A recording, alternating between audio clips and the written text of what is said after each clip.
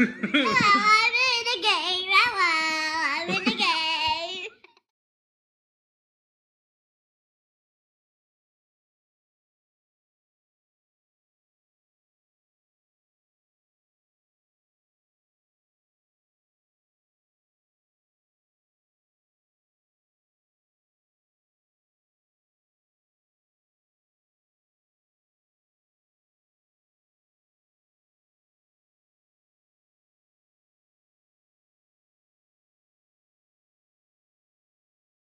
Hello, I'm in the video with my daddy. What's going on, everybody? So this week we're going to be talking to Matt. He's got a YouTube channel and a Facebook page and a couple other things. But we're going to get to meet him a little bit. As you can see in the picture, his YouTube channel is the name on the title. So if you're not subscribed to him, go check out his work. Really talented artist today. So let's get to meet Matt. What's going on, Matt? Let's go. So first off, go ahead and plug all your social media and stuff. I have two, Facebook and YouTube, and it's Matt's Models Customs on both of those. So Facebook, it's all modeling related stuff. Matt's Models Customs. YouTube is the same thing. Matt's Models Customs. Okay. I am on Instagram, but I don't use it very much. I'm not a fan of it, specifically because it crossed my photos in a way I don't like, so I don't post there very often. But yeah, it's mainly Facebook. I completely understand. Instagram is not my friend either at the moment. Yeah. So what is it that you like to do? I guess is how we're going to start this, because what do I like to do, or what do I do? Yeah, right. No, well, so what I do, and what I like to do is I build and paint professionally. So my background is photography. Been a model builder since about, let's say, a serious model builder since about 2008, 2009, building like Gundams and stuff like that. Discovered figures in 2015 and kind of did a few then. And kind of made the transition. I would say 2016 was probably the last time I built a Gundam, and it was for a client. And so I build and paint figures full time for collectors, and done some commercial work, not a ton, but yeah, that's what I do. So let's talk about the business aspect, because it's what you're doing full time. So what's the challenge of being a commission painter? Well, it's like with anything that when you're self-employed, which I was self-employed for 10 years. Then I was in the corporate world for 10 years. And then now I'm back in the self-employed world, is that there's several challenges. Is one of them's getting work. How do you get the work? Second is once you get the work, how do you keep the work coming in? Because when you're not working, you're not getting paid. And then really it's like anything they say in the freelance world, you're only as good as your last job. So it's that constant pressure to put out quality work, especially when people are paying you the amount that they're paying you, at least paying me. I know what some other commissioners charge, and we're all relatively close in fees and stuff, but it's not cheap. You're hiring an artist, whether it's a painter, whether you're hiring me for photography, or you're hiring a digital sculptor or an illustrator. It's not cheap to hire good talent. That goes like in any genre as far as hiring an artist. So it's that constant struggle and stress to make sure that you're giving your client what they're paying for, and that they feel like they're getting their money's worth. And that you just kind of have to keep that. Once you set the bar, people only expect that bar to keep going higher. So, and like with anything else, the more you do something, the better you get at it. So I am pretty comfortable saying that my skills as a figure painter have increased dramatically because I've just done it more in the past. There's still guys out there a lot better than I am, and I'm the first one to admit that there are guys that are way better painters than I am. But I'm lucky enough I have enough people that want to hire me that the work keeps coming in. So yeah, it's like keep the work coming in, because when you're not working, you're not getting paid. I understand that. Yeah. Like, we're going to talk about the Juggernaut, but the picture in the background is the Juggernaut picture that you have, that you just finished. And believe it or not, I actually think you would win awards with that. So yeah, I mean, I used to enter modeling contests all the time. The big one that I go to every year is in Louisville, Kentucky, called Wonderfest. It's happening. It's happening the second weekend of June this year. It's typically the first weekend. That's where I discovered figure painting through a friend of mine who convinced me to go to Wonderfest one year. It's like, hey, you need to come to Wonderfest, check it out. I asked the boss, aka my wife, if I could go. She let me go. I brought a bunch of Gundam models with me. I drove. It's about a 12-hour drive, but I wanted to bring model entry, so I entered, I don't know, like 15 Gundams or something.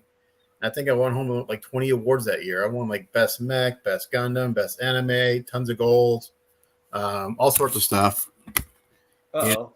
Yeah, so I mean, I'm no stranger to winning awards, and that's great. And that's just what that is. It just shows that other people enjoy what you're doing, and they recognize the work that's put into it.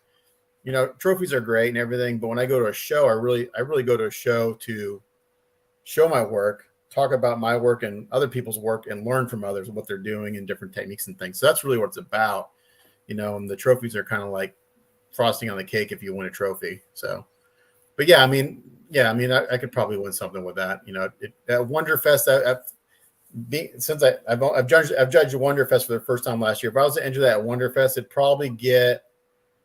it might get a gold. It'd probably get a silver if I was being brutally honest. It might get a gold. I don't know. But I mean, that's kind of the point. Like you do good enough work that you're coming away with something, right? Yeah. A lot of people can't say that, right? Yeah. You know, it's like I went last year and I didn't enter anything. The prior year, or did I enter something last year? No, I didn't. Last year was the first year I went. I didn't have anything to enter because I'd entered everything I had ever built and painted before, so I had nothing new to bring. Right. The prior year, I brought something that I never entered. I just wanted to put something on the table, and it was small, a little Gundam, and it won a gold and like best anime. It's like I would have never expected it to win anything. I just threw it on the table just so I had something to show. It's like, okay, cool. It's crazy how that works. It shows sometimes the things that you would think, nah, this is just cool, but and vice versa. You put some things, oh man, it's going to do awesome, and it doesn't do well. So depends on the judges and everything. And so I see a Hobby Barn is close 90 to minutes from there. Yeah, you should go check out Wonderfest if you want to see. It's figure and sci-fi modeling, so I'd say it's about evenly split between figure building and sci-fi, and you'll see the best work in the country at Wonderfest.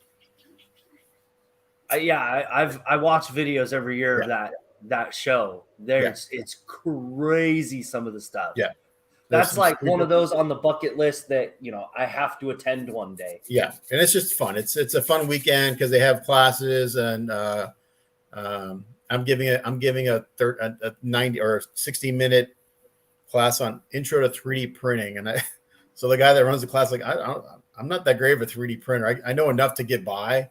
It's like, yeah, but you can give an intro on like a class on introductory to it. It's like, okay, I can do that. I gave a class last year on how to paint leather, leather techniques, how to paint leather. So there's a ton of classes, whether you're a figure builder, they call it hardware. That's just a general term for sci-fi and anything that's not a figure. A lot of classes on that. This year is really cool because it's the 40th anniversary Return of the Jedi. So the whole show was like Return of the Jedi theme. They have a bunch of like I think who's the guy's ILM guy, model builder from Peterson. What's it? Just the name slipped me, but they have a bunch of guys from ILM going to be there, like that worked on the original trilogy of Star Wars. So it's gonna be cool. Yeah. Lauren Peterson. I think he's going to be there. A couple other guys from ILM will be there to either just to hang out and talk shop. It's pretty cool. Yeah, no, it is one of the cooler shows in the country. I truly believe that. For and it's not minis either. It's not minis. It's It's minis up to That's nice. yeah, it's minis. They do actually have like a size limit on what you can enter, but they let anyone enter. I've seen people enter things. There's another guy who's a Star Trek Enterprise, like a Star Trek model builder. He does everything by scratch, and he enters these amazing scratch built starships. And his latest one is actually now considered an official Enterprise, and it's now canon in the whole like Star Trek universe. And he designed it and built it from scratch, and it's like in the show now. It's crazy, but oh, really? He'll have it at Wonderfest this year. Oh, yeah. That's cool. Yeah, so no, he built it and they use it as a filming model for like Picard and stuff. Oh, yeah, yeah. So, what are some of the paints that you like to use?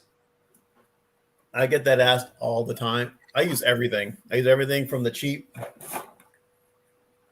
50-cent craft paint, which you can airbrush if you water it down enough.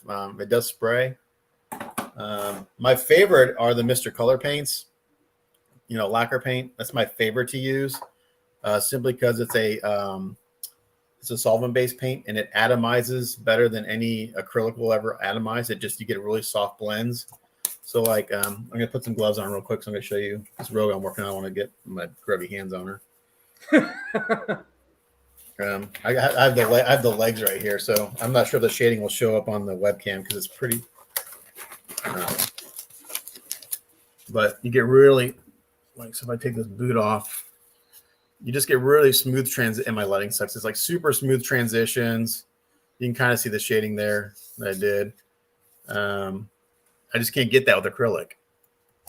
These are the waist. So again, it's not really showing up because I have shitty lighting, but so that's my favorite to use. But I use anything from, like I said, those cheap craft paints, the Mr. Color. Another one of my favorites are the Vallejo liquid metals. These are really good. I love the metal colors are good. These hand paint really pretty.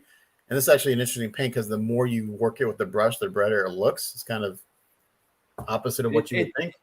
It's weird how that works, huh? Yeah. I just started using Vallejo a lot more. So like the Vallejo Air I use a little bit. Like one of my favorites is the Vallejo Air Chrome. It hand brushes in one coat beautifully. Since another brand I like to use, but I don't know if he's gonna start he's gonna keep making them because he can't get I think he's gonna stop making because his suppliers being a jerk. But the GarageKits.us acrylics are really good. But I don't know if he's going to keep making these. I think he's having a hard time getting them made. So I switched over to using the Golden Air or the Golden High Flow acrylics. These are awesome. Okay, now I have a question on those. Yeah. On these? Yeah. Yeah. Based on like the Mr. Color to the craft paint, right? Yeah. How difficult is it to get those to spray? The craft paints or the Mr. Color? No, the golden compared to the other two. So the golden, I just put in my airbrush and I go. I spray these straight out of the bottle. You can thin them. I never have. The high flow acrylics, as long as the high flow is, quote unquote airbrush ready, I just throw my airbrush and I go. And then their transparents are really good. So I'm going to take back a little bit what I said as far as using acrylics or the Mr. Colors for shading, because on the Rogue that I just showed you on the yellow, the base coat is a Mr. Color base coat yellow, but all the shading was done with golden acrylics yellow oxide. So where is it? Up here. Anyway, it's one of these. This one right here. So all the shading was done with this straight out of the airbrush, and it's just real low air pressure, and it worked beautifully. So yeah, those I just shoot right out of the bottle, and they covered well. They take a little time to dry. They're a little more, and they dry to a glossy finish, which gloss paint always takes longer to dry than a flat paint because it's just the carrier, the way it works. So I usually hit it with a hair dryer, and then I can keep moving. But the high flow acrylics are great. Yeah, I'm kind of trying to figure out which way I want to go with some of that stuff because. Yeah, it all depends on what I'm doing. What am I trying to achieve? with whatever. So like on the Rogues belt I just showed you, the base coat is raw umber, the golden acrylic out straight on my airbrush. I let that dry for a few minutes with a hair dryer. I sealed it, and then I went in with just some shitty cheap craft paint, dry brushed it to get the highlights. Once I was happy with that, I went back in with the golden transparent brown iron oxide to do all the shading. So just on that belt, I have 3 different types of paint. Right. So it all depends on what I'm trying to do. Yeah. Right. Yeah. And they're all like a lot of people say, avoid spraying lacquers on top of enamels, and you can do it. The great thing about the hobby stuff, even like the Tamiya paints, which I use not as much, but I once I found out I could thin the Tamiya paints with Mr. Color thinner, it kind of opened my eyes to a whole nother line of paints, because then they spray like a lacquer. They don't spray like an acrylic. They're a hybrid paint. They're what they call an acrylac. It's an acrylic paint, but you can thin it with acrylic thinner or lacquer thinner, and you get better performance with the lacquer thinner. It kind of makes you feel like a scientist trying to figure all that stuff out sometimes, huh? Yeah. So I get asked like, "What paint do you use?" I'm like, all of them. It really depends on what I'm trying to do. My go-to paint for base coating, if I can do it in a Mr. Color, is Mr. Color, just because it atomizes really well. It cleans out of your airbrush super easy with lacquer thinner.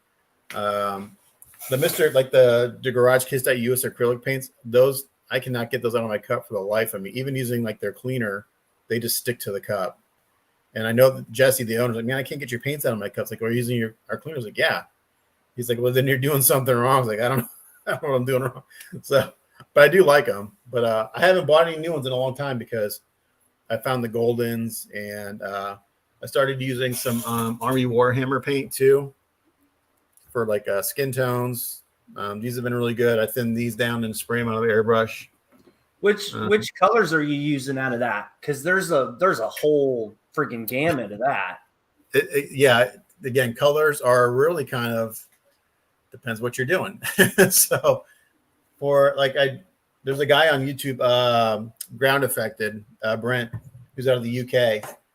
And I started using for skin tones. I was using these a little while ago, but then I started following him, and he's a lot too. It's the Fairy Flesh set from Vallejo, and that pretty much gives you the whole gamut of flesh tones, and it allows you to vary from very light skin tones to tans, just depending on how you spray them and layer them on. Because when I do a skin tone, it's probably a 12 to 15 step process.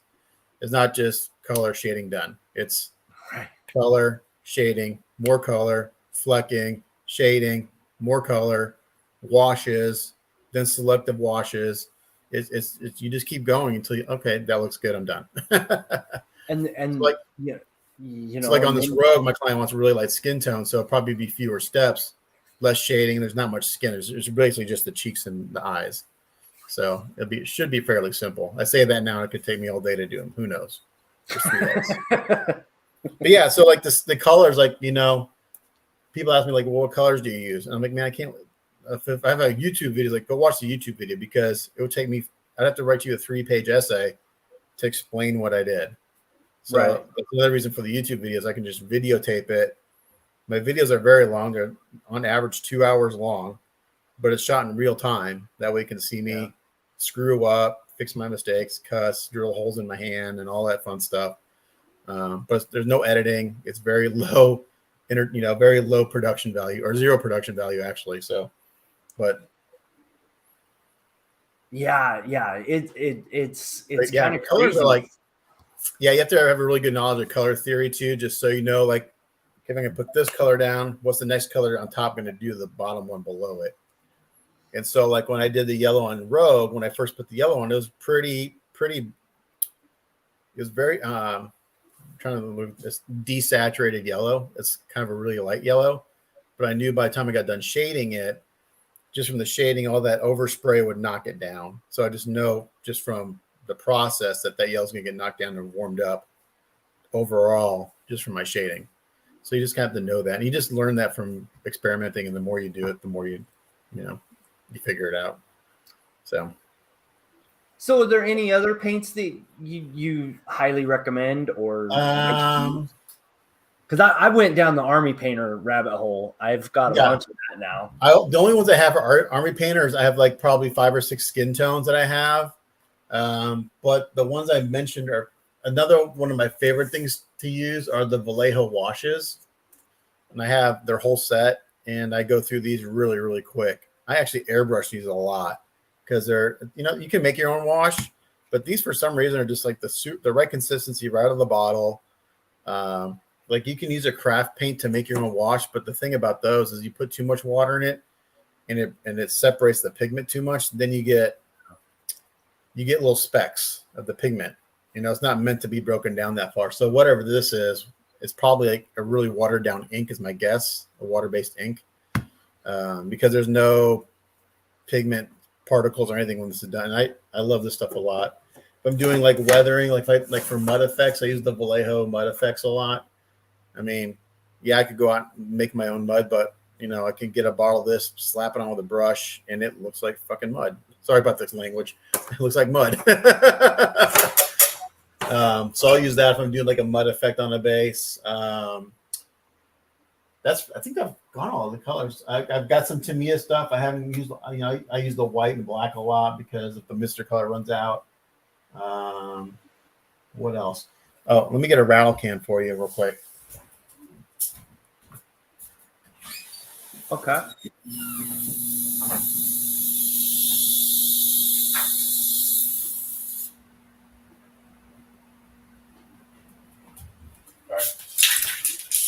The other questions I get asked all the time are, what do I use for chrome? For me, the best chrome I found is this.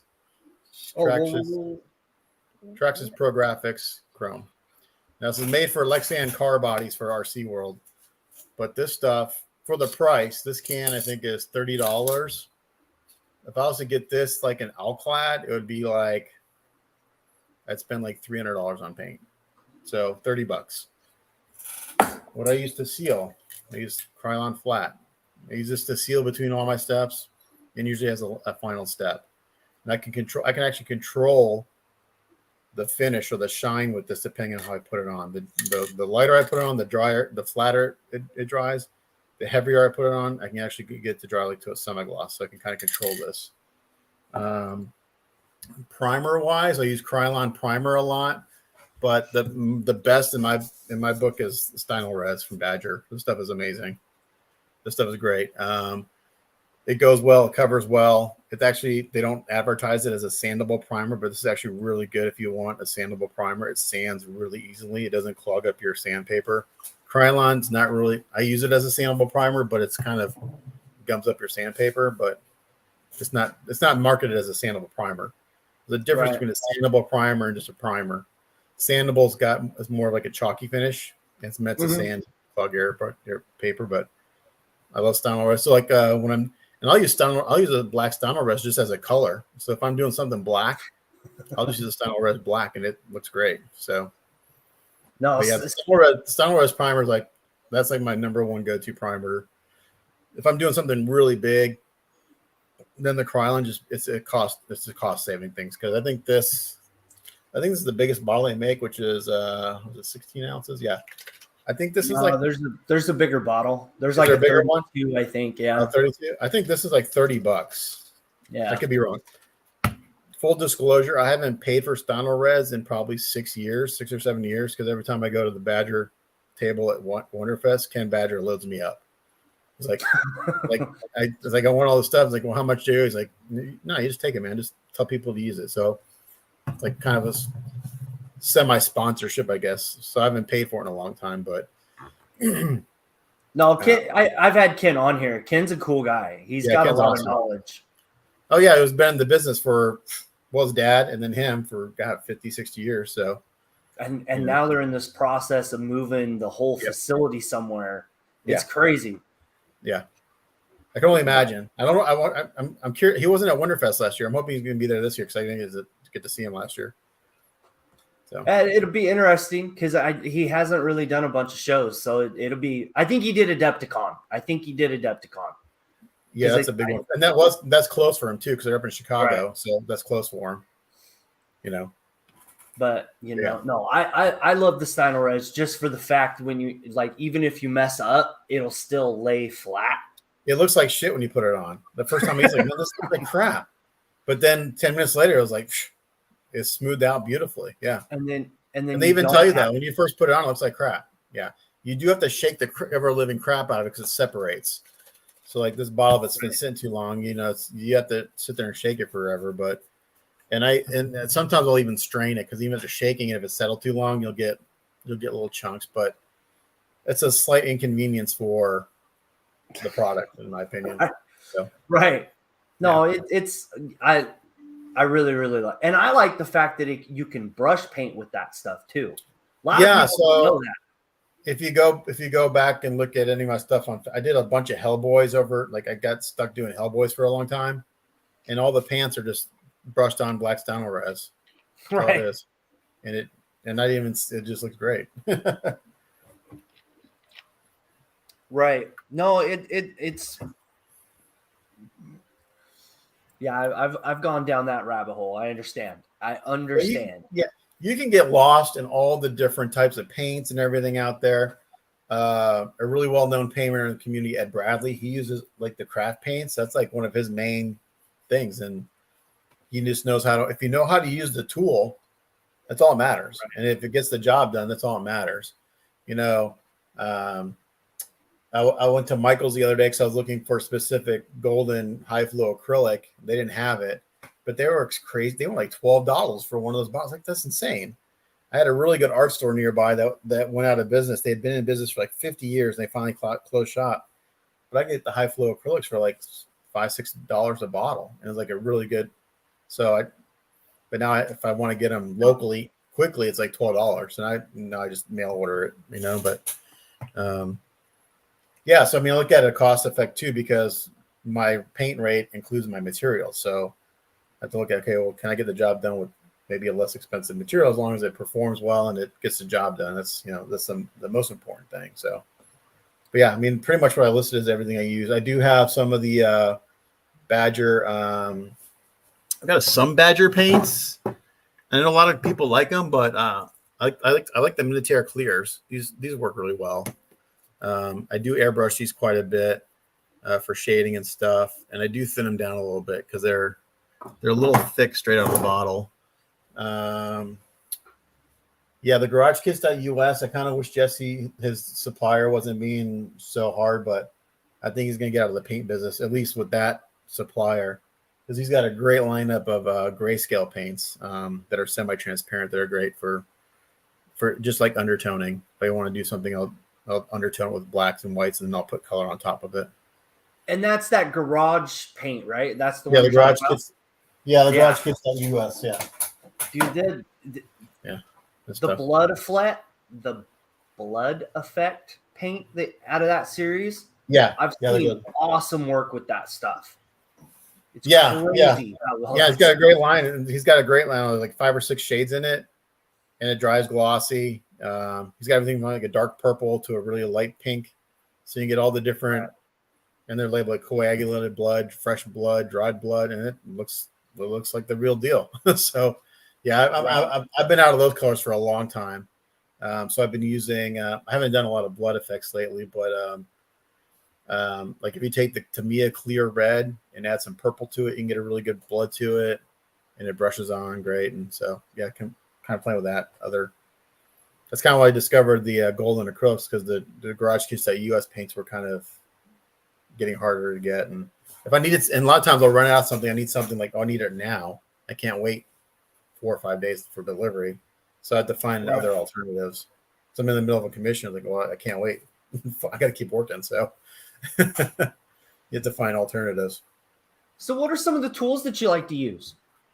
Well, airbrushes. I've got a ton of airbrushes. I probably own like 12 of them, 12 airbrushes, but I'm not sure this. So you can see my setup there. Wow. So those are all the airbrushes I use at any one time. So I've got a bunch of Iwatas. I've got a couple Badger Chromes. They're actually some of my favorite airbrushes. These Iwata HPTHs are great. I got the fan tip on it, so it's like a mini HVLP gun, like painting cars. So I have a bunch of airbrushes, and the reason I have so many is because I'm lazy and I don't like to clean out my airbrushes. So when one stops spraying, I go to the next one, or I'll forget to clean it out from the night before. It's like, oh man, I want to spend an hour cleaning out my airbrush, so I just pick up another one. So how do you like the Grex compared to the Iwata? So to be honest, they actually all spray pretty much the same. As far as airbrushes go, what you want is like ease of cleanup. The Iwatas are the easiest to clean out of all of them for whatever reason. The Badgers are a little tougher, but actually I've been spraying mostly with my Iwata Neo lately, which is the cheapest airbrush I own. It's like a $60 airbrush, but I think the last 5 or 6 projects I've done were solely with this because it's spraying well. I take the needle guard off a lot, so if I'm doing really tight airbrush work, I get like the needle kind of asking. I can see where the needle's pointing, and I can get in there. But yeah, I mean, they all spray. The Grex is great. I got that from a friend, Mark Havocan, who was selling a bunch of stuff years ago, and I got a good deal, and so I bought it. And it's got the trigger grip, so if you're doing a lot of big pieces, and you know, because after a while, if I'm spraying all day, my thumb will go completely numb. Like I won't be able to feel this whole part of my hand just from holding an airbrush all day. So the trigger grip is really nice. It's a different function of your muscles. Right. So, and they both, like the Grex and the Iwata, you can either do a fan tip or you can do a cone tip.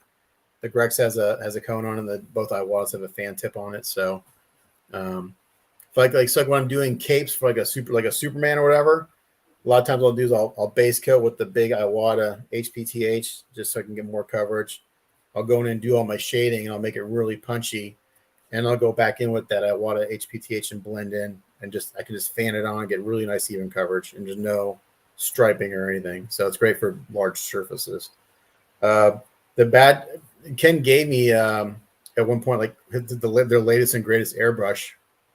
I forgot which one it was, and man, I was like, man, I hate this thing. He's like, man, that's like our most expensive airbrush. Like, give me a chrome. I'd rather spray with that any day. It was just it's easier for me. I know it, you know. And you can get you can get the 2-tip kit, and it's like I think that's an inexpensive airbrush, like it's $130, and you get a 0.3 and a 0.5 needle set with it. So you're basically getting 2 for 1. And it's dirt. The reason I like the chrome, like the weight of it. If it Ken's gonna hate me, but it feels like an Iwata in your hand. It's just the weight. It's like a balance thing. So yeah, but I have a ton of airbrushes. Those, and for paint brushes, I once bought a bunch of really expensive Series 7 brushes from Winsor Newton. I destroyed them the first time I bought them. So I think I wasted $100 the first time I used them. So now I just buy cheap brushes from Hobby Lobby. You know, when they're on sale, half price, I stock up. And if I forget to clean it, I throw the damn thing away. It was 20 cents, you know. I always have one of my favorite tools, and people laugh at me, are toothpicks. Use these for everything, man. Okay, why is a toothpick your favorite tool? This is gonna be good. So I always have toothpicks on my bench. For one reason, when I'm doing masking, so like I'm masking this off right now, what I'll do is for masking, I just bite the tip off, so now it's blunted. So it's great for going in and sealing around the edges, and it doesn't tear the tape. So it doesn't poke holes through the tape. Okay. Also, with this little tip bit off, if you get like I had some on the other chest of the robe, I got all the masking tape off, and there's like one spot where like a little spot. Like shit, I had so much tape on there. So it acts like a little eraser. You can go in there, just like rub on whatever you got a little paint on there. And as long as you have it sealed really well from the previous step, you can erase your mistake with this, and it's not going to scratch the paint. So it's like a little eraser. So that's really good. For the pointy part, what I'll do is if I'm going to use, if it's still being if I'm trying to get something off, I'll just kind of shave it a little bit, and I'll just get like a flat point, and I can be a little more aggressive. But what's happening is you're not going to scratch your paint with this. It's because anything, the wood will just get softer and it'll get more blunted. So a toothpick is like one of my favorite tools. I'm always looking for toothpicks. Like, where's my damn toothpicks? It's great for cleaning out your airbrush. You can, like, if you point this to a really sharp point, you can actually soak this in lacquer thinner and get it into. You take the needle or the tip off, and you can kind of get in there and really scrub it out. So that's good for that. But yeah, it's like the most random thing, but I love toothpicks. Are like one of my favorite things I have around. Also, if I need to, like, I can use it with sanding paper. I was sanding something the other day. I need to get into somewhere really tight. So, like, hold on a second. I just, like, I need to get somewhere really, really tight without affecting the area around it. So this is just like some 2000 grit sandpaper. I'll wrap my toothpick in it, and I have a very pointy piece of sandpaper. I get in there and just kind of really pinpoint where I'm sanding without Cool. Screwing. Because a lot of times if you're sanding, your sandpaper will accidentally hit something next to it, and it's like, shit, I didn't mean to sand that. But like, it's kind of like using the eraser, but with sandpaper. If the toothpick isn't quite doing it, if I can't get it off with this, then I know I've got to paint over it, because after that, you're just going to go through the paint. So yeah, toothpick, man. Toothpicks are my friend. But use it mostly for masking, just because I use them as a kind of a sealing tool, and also to get tape off. You're trying to get underneath a piece of tape and you don't want to scratch your paint. A toothpick is a good tool for that, instead of going at it with an X-Acto knife and accidentally nicking your paint. So yeah, that sucks when that happens too. Yep, it doesn't happen very often with me. I use this a lot. Just that's my main tool, but I will use a toothpick quite a bit too. But I have like 10 X-Acto blades out here because I think I keep losing them, so I go buy another one. And I find the other one, so I got like 10 of these now. I just buy the cheap ones. I have a huge box of X-Acto blades on my bench, because I'll go through a lot of blades when I'm masking. I'm a masking tape guy. I use silly putty on a very limited basis for masking, but tape is my friend. I can get way cleaner lines. A lot of guys don't like to use it. They get lifting. If you're getting lifting, your prep isn't done correctly, so you're doing something wrong in the very beginning of your painting process. But I'll tape something, and I'll leave tape on a piece for weeks, and it'll come right off. That doesn't mean I don't get lifting every once in a while, but if I do, it's a very small little area. And that usually means that there was some dust on the surface from my previous paint that the paint didn't adhere to. It wasn't because my primer didn't stick or the surface wasn't clean. So I give everything a really good wash in soap and water, scrub it down. Soap, dishwashing soap, anti-grease soap. I have a automotive degreaser agent I'll use every once in a while. I'll wipe it down with that, and then you're good to go. But yeah, tape is my friend. Silly putty I don't like because I can't get really clean edges, and a lot of times I'll mask something, and it needs to stay masked for several days at a time. And silly putty moves. You can touch it, it moves. Gravity's not your friend. It's heavy. It's got weight. And so for really quick things, I use silly putty, but masking tape is like 99% of how I mask. So. What type of tape are you using? So Tamiya tape is the best in the business. So my initial round is with Tamiya tape, and I've got all different sizes. And then I'll go over. Then what I'll do is I'll do the rest of the taping with just cheap, masking tape from Home Depot. Now this stuff feels really sticky. You think that this would like pull your paint up, but what I do is I'll put it like if I'm wearing jeans or something, I'll put it on my jeans and put it on, take it off a few times, get rid of some of the tackiness. That helps. But I've taped whole models with stuff, left it on for days, and it comes up with no problem. But to me, tape's the best. It's the best in the biz. They've got it engineered perfectly, so it sticks where it's supposed to stick. It does after a while. Like I just got done. I was masking this piece while we were chatting before we came on camera. Right. A lot of times I'll put the Tamiya down first, and then I'll just cover this all up again with just the cheap tape, just to make sure I got all my seams and everything covered. But like I'm like super anal. That's why when I unmasked the rogue piece the other day and I found that one little speck, like how the hell did I miss that? Because I had 2 layers of tape on everything, but there's one little spot that I missed. And a way to avoid that is after you get done masking is put liquid mask all over your tape. People will do that. I haven't done that in years, but because you have to wait for it to dry. But yeah, Tamiya tape is like the go-to. No, it's crazy how much that can affect a paint job, huh? Yeah. So like one of the comments I get a lot from people is like how clean my work is. That's so clean. It's so clean. Well, part of it is because I spend so much time masking. People like a lot of people accuse me of using tape because it takes longer, and I do charge by the hour. I do it because it produces a better job. The Right. few times I've tried to go faster with silly putty, this will take less time. It's always kicked me in the ass for two reasons. When I pull it up, I have a ton of touch-ups on the edge, like way more than I ever have. I still have touch-ups with masking every once in a while, but with silly putty, you have to touch up the entire edge. You're never going to get this as thin or as clean as tape.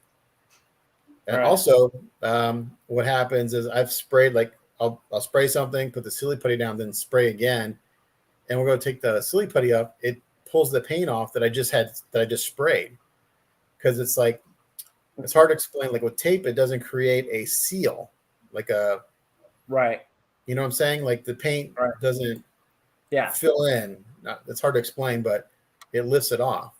So the first time I ever did that, I went to pull the silly putty. It pulled all my paint. Like, what the hell just happened? So I had to go back. I redid it with tape, and no problem. And then, like I said before, sometimes when I mask something, I'm thinking ahead to my next step.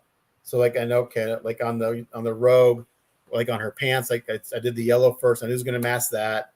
Then I was going to do the green, and then I was going to leave the yellow mask, and I was going to mask on top of the green so I could do the black stripe.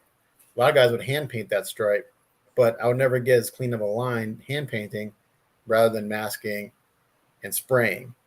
I'd spend just as much time hand painting and touching it up, going back and forth, than masking and spraying it. So I get a lot of comments on how clean my work, and it's because I spend a shitload of time masking. So it's, again, the amount of time you put into something really affects the results in the end. So, but yeah, that's, to me, that's a compliment, Yeah, no, I and that was going to be one of the questions I had for you too, was the tape. But then, so you're like the inside of that Rogues thing, when you got to have like a clean straight line. Are you putting the tape down in pieces or Depends. pieces? So it depends. So on this one, on the inside, it's going to get blown out. On the inside here, I cut little pieces of probably about quarter inch that long, and I lined the inside on the edge, simply because it's hard to get in there. I'll show you on the how I normally do it, but because of where the tape has to go, it's hard to get in there and cut it, just because there's a lot of undercuts under here. So it's easier to do that. But I can show you here on this legs real quick. I'll do a live demo, even though I've already painted this. This is where my toothpick comes in handy. So let's get a piece of tape like this. And let's get a short piece. And like, so if I was going to mask this off, let me get this in camera. Everything's backwards. I'd put it down on the green here, just like that, and I'd leave it loose. I don't want any tension on it. But I'm overlapping this black line here. And then I get my handy dandy patent pending tape sealing tool, and I go on and I push it down to the edge where I want the tape to go, just like this. And you can see the hard line it's making in that crease, right? Okay. So I do this, seal that really good, and I push this down. And now I come in with a brand new blade. And if the blade is brand new, I just painted this yesterday, so hopefully I don't screw it up trying to do this on camera. Just lightly pull. The blade's doing the work. I'm not putting any pressure on it. I'm going way slower than I normally do because this is backwards from what I'm seeing on my camera. And I pull that up, and I got a uber clean line. Okay. Oh wow. That's how I do 90% of my masking. I put it down, I seal the edge, and then I cut off the excess. Huh. Okay. See? So that's how I do I've got a ton of videos on masking on YouTube. I get asked about masking. Like number one, what paint do you use? And secondly, how do you mask? Because the Predator one that you just finished, I think like 2 months ago or whatever. A couple weeks ago. Yeah. You masked the holy crap out of that thing. Yeah, because after I did all the skin, Right. I knew that I had to stay masked for the rest of the project. That tape wasn't going to come off until everything else was done. Right. So I masked it. I think I did a video on it on YouTube Live or Facebook Live. But yeah, I do a lot of videos on masking because I can show it on camera and it's easier to do while I'm talking. Painting and filming is really hard unless like I have someone with a camera over my shoulder. It's not easy to do and try to work efficiently, right. Stuff like that. But yeah, masking isn't hard. A lot of what I do and other builder and painters do isn't necessarily hard. It just takes time. You got to practice, like the techniques as far as like shading and blending and color, just knowing color theory. What do colors do to other colors? That just comes with experience and just doing it over and over again.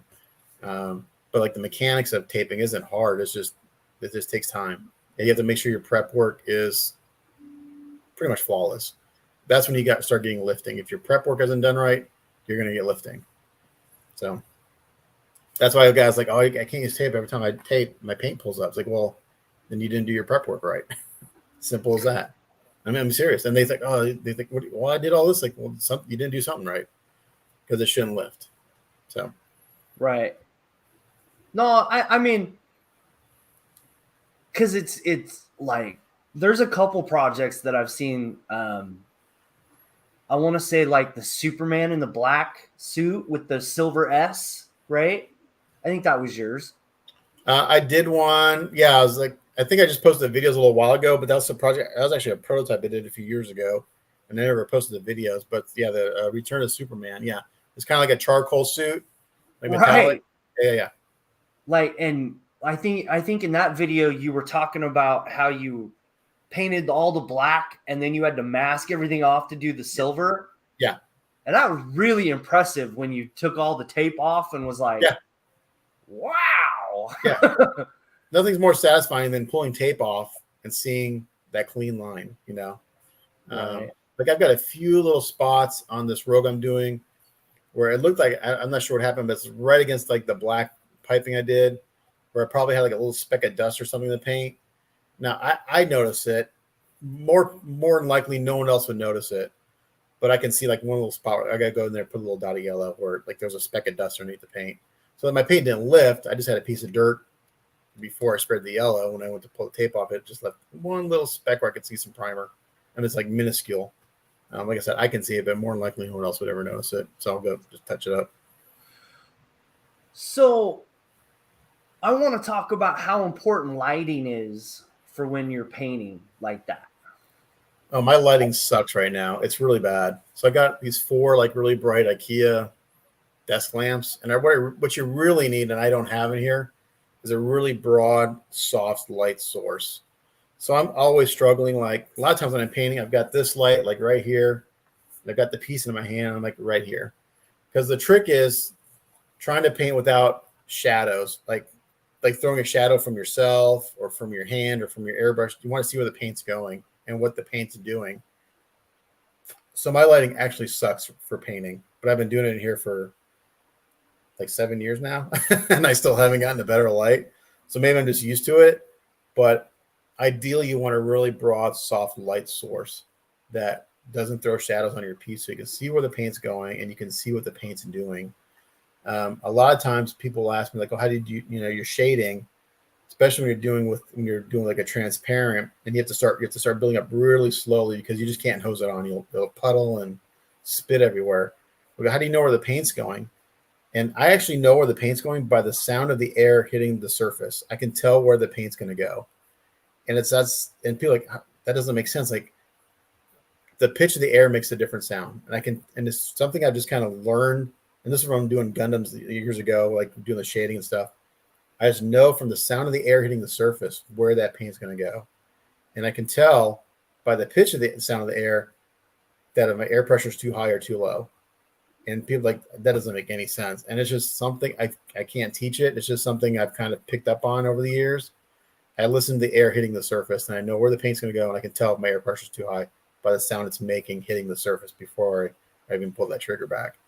So I was like, so they go like really high. I was like, okay, that's too high. I like my pressure gauge. I can't even read the numbers. People are like, what PSI do you use? Like whatever PSI creates the effect I want, you know. If I want to really atomize something, I'll crank it up. If I'm really close to something, I'll crank it down. But I never look at the number. I don't even know what it is. No, I mean that's really, really interesting how you take something that you're really good at and make it, you know. What air compressor are you using? Just a cheap Badger? Well, no, I've got a California Silent Air. I think it's a 5-gallon tank. It's actually up in my attic. And I ran air lines to my desk, to my workbench here, and then over my shoulder over here in this closet. That's actually my paint room. It's a walk-in closet that I put in a little booth, and I have it vented out through the attic.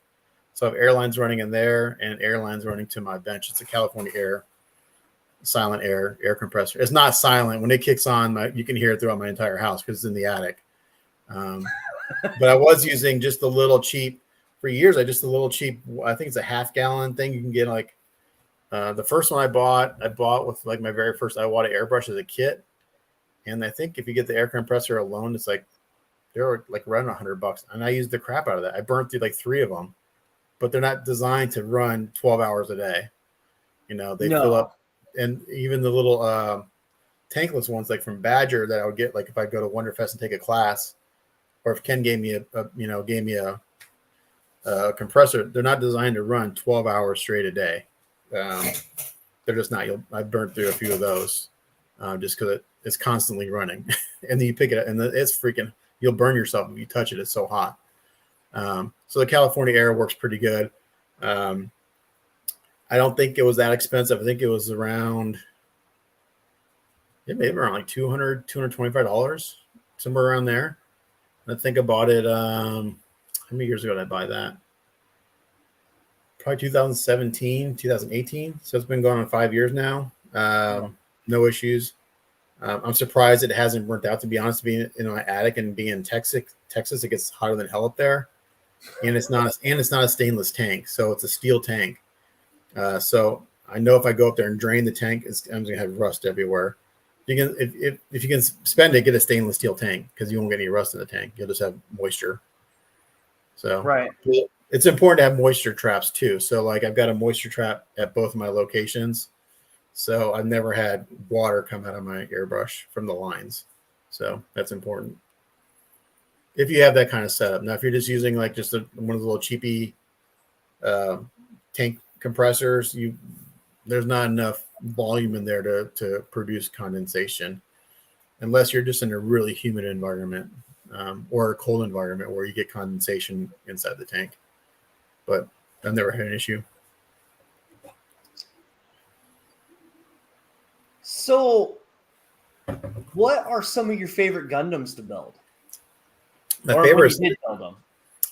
favorite Gundam is the I got 2, the Sinanju and the Sazabi are my 2 favorite designs. Okay. And I've built the Sinanju. I've built, actually, if you want to see I'll go get one real quick. It's one of my other ones.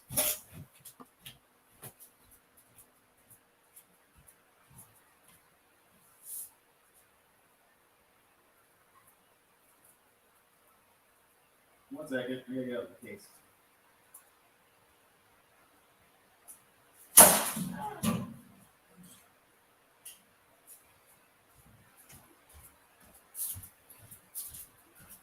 And of course, he fell apart as soon as I took him out of the case. Let me put him back together.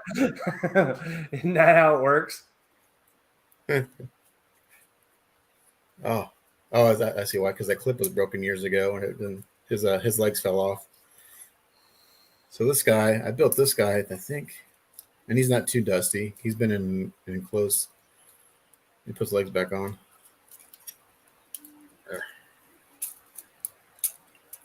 There we go. Okay, so this guy. So this is the master grade Sazabi from Bandai. He's a little dusty. in a blue scheme I did. I think I did this one in 2000, probably 2009. I'm thinking I did this when I lived in a different house. Yeah, and this is just the Bandai kit. The only thing I added were metal thrusters. So this is one of my favorite. I just like the design of this kit, of the suit, and it's a really well designed kit. And then the other one is the Suzabi, which I don't have one to show. No, I mean you don't have to show that one if you don't. Let me put this down so I don't drop it again. Want. Let's lean back there. But yeah, I just like the design, like the way they look. What else do I have? I've built that kit probably 3 or 4 times. The Suzabi, the master grade version, which is the same scale, 100th scale, I've built probably 4 or 5 times for clients. My favorite Gundam kit I've ever done was probably the last commission I did. There's no way to share photos up here, is there? Probably not. It's called the Yag Dogga. It was a kit from G System Shop out of Korea. It's a resin conversion kit, and it's about this big, probably about 11 inches tall. And my client's like, just do what you want. So I did a really high gloss. Like a lot of people said he looked like a Decepticon in the end. He did his like bright yellow with purple, and it just looked really cool.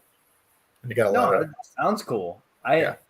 It's crazy how not very complicated those go together, right? Because they're not really complicated. It takes a process. So the Bandai kits are all snapped together, Right. So as long as you know how to take the pieces off the sprue and clean up the nub so things fit together, they're not hard to put together. It's when you start getting into the resin conversion kits, is which I did when I was doing commission stuff. 90% of what I was doing were resin, either full kits or conversion kits.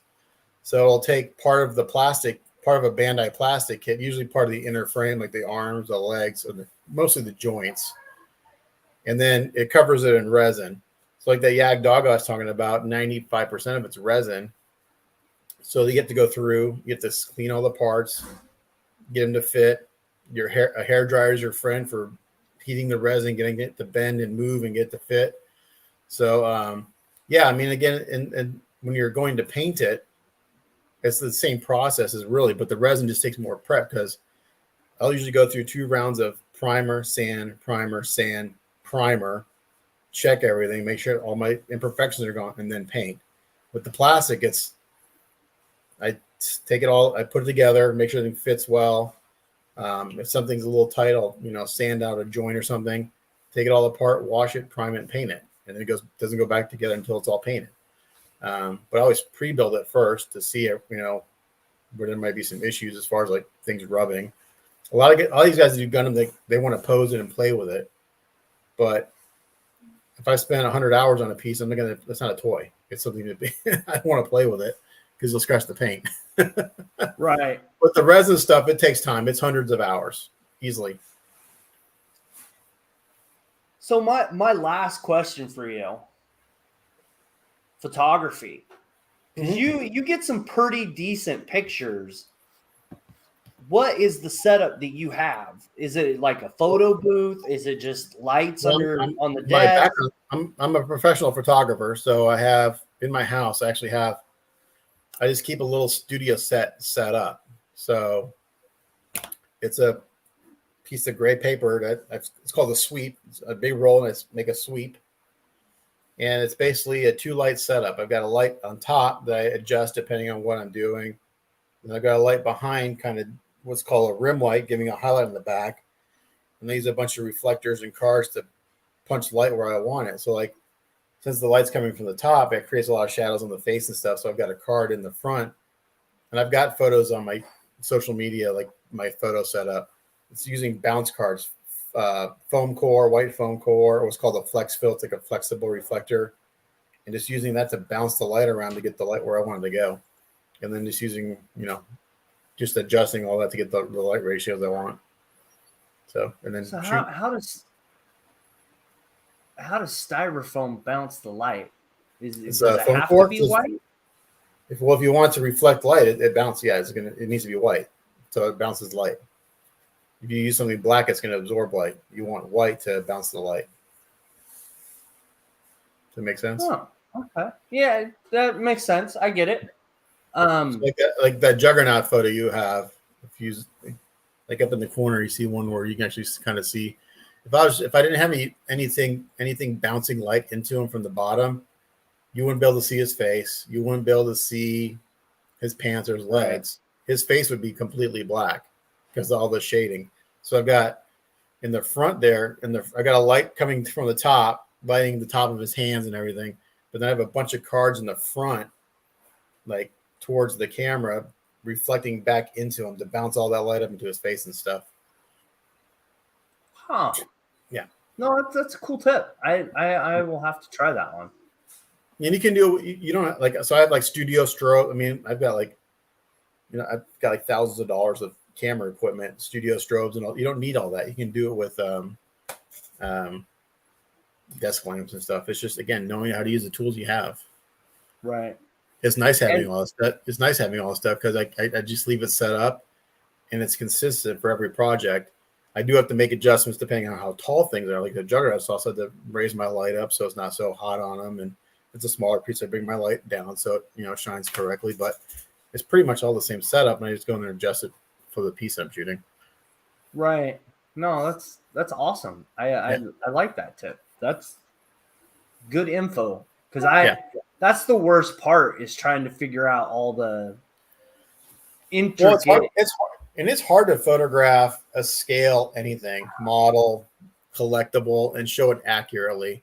So like one of my pet peeves is like I look at a lot of builders who are talented, their photos are really dark. And they do that because a darker photo will show the shading off more. It doesn't get blown out as much. So like when I'm painting, I want it to look correct in person. I don't really care what it looks like in a photo. As long as that when my client gets it, he can see that the work's there and it's what he wants. So there's ways to do that with adjusting exposure. You can do that a little bit in post-processing. When I process the photos, because it's not just I'm shooting what's called a raw format, so you have to do some work to it to get to a JPEG. For a while there, people were accusing me of photoshopping my pictures because they thought they looked too good, like the work was too good. So I actually have a video of me. I just took a photo of this thing, and I videotaped myself taking the memory card out of my camera, walking to my computer, and showing exactly what I did. And just it's a slight contrast adjustment, a slight saturation adjustment, and that's really it. Because what you see is what you get.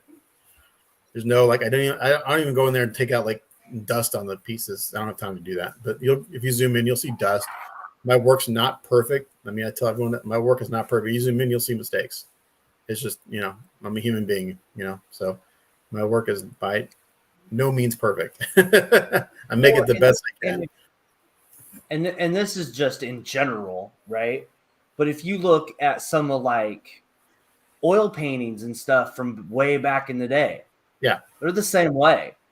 Yeah, no one's perfect, even those great Renaissance artists. Oh yeah, of course, yeah. And the lighting, and what you see in a book looks nothing like what it looks like in person. It's right. Never going to be the same. Yeah, right. And some people, they absolutely have to have it perfect, and there's no such thing in this world. You'll never get it perfect. Yeah. And then like when I take in photos, I try to take the photo to represent it as closely as possible what you see in person. So after I'm taking my photos, I go back in my computer, like, okay, well, the highlights are a little bright, it's blowing out. Like on Juggernaut, I had to dial in processing, I had to bring the highlights down a little bit just so the top of his head wouldn't get completely blown out just the way I had it lit. So I got to go in there and kind of move with the sliders a little bit just to kind of adjust a little bit. But there's no like Photoshop work. It's just like exposure and contrast adjustments and color balancing, make sure the color's correct. So yeah, but photographing the stuff isn't easy. It's even though my background's in photography, it's hard to get to show it as closely as possible in a photo. But one thing I always get from someone who gets a piece, like it looks better in person than it does in your photos. Well, that's the idea. Right. Because a lot of this stuff is so subtle that you can't see it in a photo. Your eye is way more sensitive to color and detail than any digital camera. Where the camera kind of is a hindrance is I've had a few guys come in and they'll zoom in real tight on the photo. It's like, oh man, there's like, what's this little thing right there? It's like, dude, you cannot see. Even when I have my optimizer on, my magnifying glass, I can't see that. So if that's what you're expecting, you need to hire someone else, because if I can't see it here, I don't care what it looks like when you zoom in 200% on a photo. Right. Right. Like, oh man, it's like a little speck here. It's like, I don't see it here. So if I can't see it here, you're not going to see it. But they'll zoom in on the photos and they're like starting. I've had one or two clients like, yeah, this needs, like, that's fine, but I'll start going. If you want me to get in that tight, with like 10 op, magnifying glass, the clock's ticking, man. If you want to go and be that picky, again, because I charge by the hour, it's up to you. But right. It's like I judge it from here. It's like, there's a viewing distance and things. The bigger the piece is, the farther back you judge that piece. Like in photography, 4x6 photo, you view from about 10 inches. 8x10 is about 12 inches. So the bigger the photo gets, the further you back off to view it accurately. Same thing with a statue or, a model. You get these guys who go to one reason I don't enter IPMS contest or stop, because you get these guys with these magnifying glass and mirrors, and they're in there and they're, it's like, that is not realistic. That's why I don't build planes or tanks, because I don't want people like telling me that the color's wrong, the rivets are wrong. Or it's like, it's not realistic, man. It's a model. So, but they're in there and they're judging it to an unrealistic I don't know. Expectation. Yeah. So, right. Yeah. So we've come to that hour mark already. Yeah. Usually I let people ask me questions. So did you have any for me? I didn't think of any. What do you do? I saw you're working on the Galactus paint. Are you just 3D printing and painting, or are you building kits? I do model car. I do a lot of different stuff, believe it or not. Yeah. But I'm working on the NASCAR kit. But I do Star Wars, I do Star Trek, I do military. I don't just stick to one thing, unfortunately. Yeah, I mean, that's the kind of nice thing about doing stuff for yourself. You kind of get to pick and choose. I do have a client. He's going to send me an ATST and an ADAT, and then I think he's going to send me an ATST to do also from Merlin Models, if you're familiar with those guys. I don't, but you should look them up. They're cool. They're actually local to me. They're here in a town called Irving. But if you're into Star Wars, look up Merlin Models. Merlin Models. Yeah, you'll spend some money. Their kits are reasonably priced for what you get. Like the ADAT Studio Sale kit, I think it's like $600 or $700. But Adam Savage did a kit review of it on his tested YouTube channel a couple months ago. If you follow him. Oh, you know what? Yeah. That's why that name sounds familiar. So if you saw the ADAT video Adam Savage did, right? That's Merlin Models. Yeah. No, I was like, that name sounds familiar, but yeah, they got a few. For a while, they were just doing 3D STLs. Then they got into manufacturing kits. So yeah, those guys I've never met them, but they're local to me. They're not that far from where I live. Sweet. Yeah, so I got a couple of those coming. But yeah, I mean, a lot of people ask me, like, do you just do superheroes? Like, I do what people send me to do. And I just enjoy the art form. I really don't care what I'm building or painting. It's just, like I was telling you before the broadcast, like, I don't have a lot of stuff on display that I've done personally. It just collects dust. And once I'm done building a piece or painting it, I'm like, okay, that enjoyment's done. I really don't need to go back and revisit it months or weeks or years later. Right. The process is now over for me, so let's move on to the next. That's kind of nice thing about doing commission work. And I know a lot of guys who build it, it's a hobby for them. They don't understand, like, well, how can you, like, you don't have time to build for yourself? Like, I'm okay with that. I don't care. Yeah, it's that fine line of, I want stuff, but I also like money.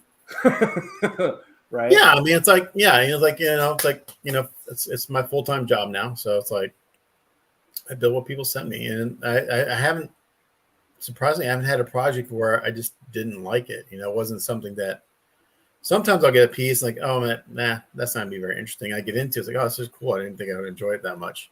It was just something different I wasn't used to. But it does force you to learn different techniques and different ways of doing things too. Just it opens up your horizons, you know. Absolutely. So, Did you have any other questions for me? well, how long have you been building and painting?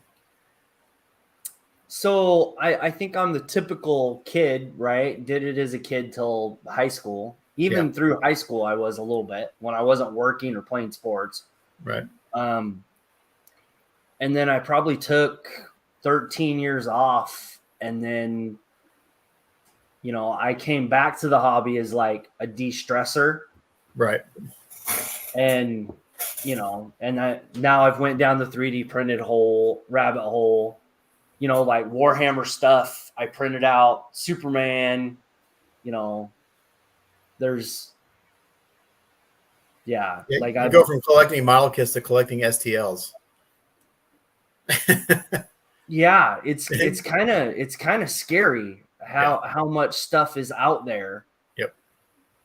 Oh yeah, I've got I think I've got like a 5 terabyte hard drive that's almost nothing but STLs. I don't even know what's on there. I'll never get to it. Like, I don't print for myself. So, but I had a couple. I was part of Wicked for a while. Download everything I could. And it's like I'm not using this. So I don't subscribe to it anymore. But yeah, I had a bunch of Patreon stuff I was part of, and just downloading STLs for I don't know why, just to have them. and a lot of those guys, they charge good money for some of that stuff. So it's hard to like. I try to stick to a lot of the free stuff. And, like I just bought this military figure, right? That's cool. For, I think $50 or so, because it was for a charity thing. Yeah. But a lot of stuff, like the He-Man back here, that was free on Thingiverse. Yeah, that's a bunch of cool stuff on Thingiverse for sure. And, like Galactus was free through Wicked. That's Nice. how I was able to get the file. Gotcha. There's like it's called The Child, but it's from the Mandalorian Grogu. Yeah. And a little space pod thing. Sure. I got that. So there's ways that you can have files and build stuff you kind of want to do. Yep. But keep it cheap enough to where you can still afford the resin. Yeah, well, even if you are buying STLs, on the rare occasion where you may pay $20 to $50 for one file, they're cheaper than a model kit, and then you have that forever, and you can scale it up, scale it down. You can do whatever you want. So like what printers are you using right now? So I have a CR10 version 2 is my PLA printer, and then I have the Anycubic Photon and the Photon S. All right, cool. So yeah, you're limited. Yeah, you're kind of limited as far as how big you can print, unless you just really start breaking it down a lot. Right. Which is a challenge in itself. Yeah, but resin. I think the first printer I got was a Frozen Transform, and at that time, a 500 gram bottle of resin was like $50. So this was how many years ago was that? 4 years ago. It was crazy expensive for resin, and then the resin came down really quick as more printers came out and more resin manufacturers. The price basically went down to half of that, and then you could get 100,000 grams for $50.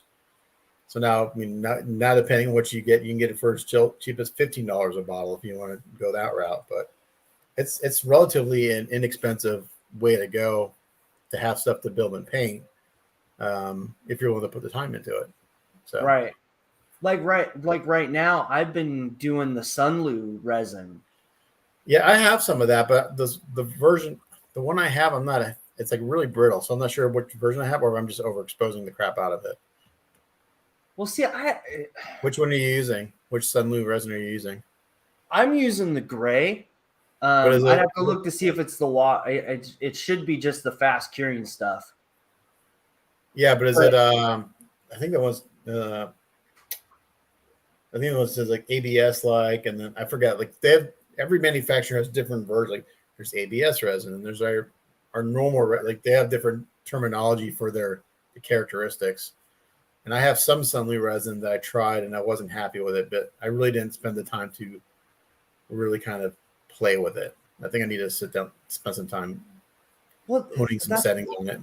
That's kind of like the whole settings, because I'm out here in my garage, right? So it's Right. And I live in the Pacific Northwest where it rains shit ton. Yeah, so you get a lot of humidity.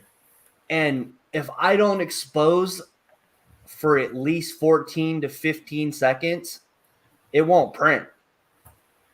On a normal layer? At all. On a normal layer, 14, 15 seconds? Yeah. That's crazy. I print anything 10 and under, it won't print the file.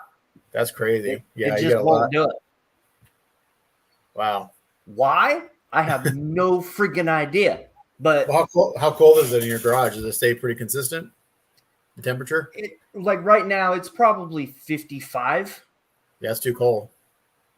That's why. So, So I'm in Texas. So like during the summer, everything prints great because it's hotter than. I have an insulated garage, but during the summer, it probably gets in the 90s in there. So the warmer, the better. So in the winter, even though my garage is insulated, it'll dip down into the 60s, low 60s, and then I start having issues. So I finally bought a heater for my Frozen Omega AK, just a really cheap little. The heater itself is like $20. I bought a digital thermometer to put. I can set it so if it goes below 75, it kicks on. And I used that for the first time, and it was like a game changer. I was able to print in the winter with no problems. Now I don't have the humidity you have. Being where you are, it does get humid here a little bit every once in a while, but not like what you have. But the temperature is a big issue for sure. Right. Which, I'm still learning. Yeah. Yeah. Year and a half. It's 3D printing, man. It's its own art form. Guys that have it down, they got it locked in. They a lot of times their printers are in environmentally controlled areas, so it's the same all the time. So if you can get rid of that one factor, then it's just a matter of tuning in your exposure settings and things. And then if something else happens, then you probably have a hardware issue. Well, that's like parts of like Galactus here print for like 2 days. So it's on the PLA printer. So it's not the end of the world if I have to wait 12, 13 hours for a resin print. Yeah, exactly. It's for me, it's nothing, right? I'm used to it, but yeah. I mean, they came out these, the grayscale, I've never printed on an FDM printer. I've only ever done resin, so I'm not familiar with all the FDM settings and stuff. But I jumped in everyone's like, you don't go straight to resin because you have to learn how to do it. It's like, but why do I want to learn FDM if it's not going to do what I want it to do? I'm not going to go through all that. I don't need to know that if I'm not going to ever use it. So I just went right into resin. And there's like any 3D printing, there's a ton of people out there. There's a great community that are more than usually happy to help you. And they all have Facebook pages you can learn stuff on. And, I was lucky. I had a guy named Omar. A guy named Omar just kind of reached out to me years ago. Saw that I got a printer. He's like, if you need help, let me know. So he kind of gave me a crash course and got me started. He was even like slicing files for me and supporting them for me because I didn't know what the hell I was doing. So I kind of had someone like take me under their wing and kind of show me the basics to get started, which is nice. Which is really helpful. Oh yeah, big time. Yeah, because the worst part is you have a failure and you don't know why it failed, and because if you don't know why it failed, then you don't know how to fix it. Or why do I have this print line here? Or why do I have, whatever, why did, I just did a print for someone, and I had a couple, the print I would say was like 90% successful. There's a couple of lines here and there. And I told him like, hey, there's a couple of print lines here. I'm going to let you take, I did all the prep work, but they're like in some really delicate detailed areas. And he's like, I'll just take care of those. Like, I don't want to oversand it or whatever, but I'll let you take care of that. And I had like a shift, and I know why, because the resin I was using was a little too flexible. And so it just, when it went to go down and hit the the bottom of the thing, the whole thing just flexed a little bit. I could see where it kind of had a little bit of a wave in it.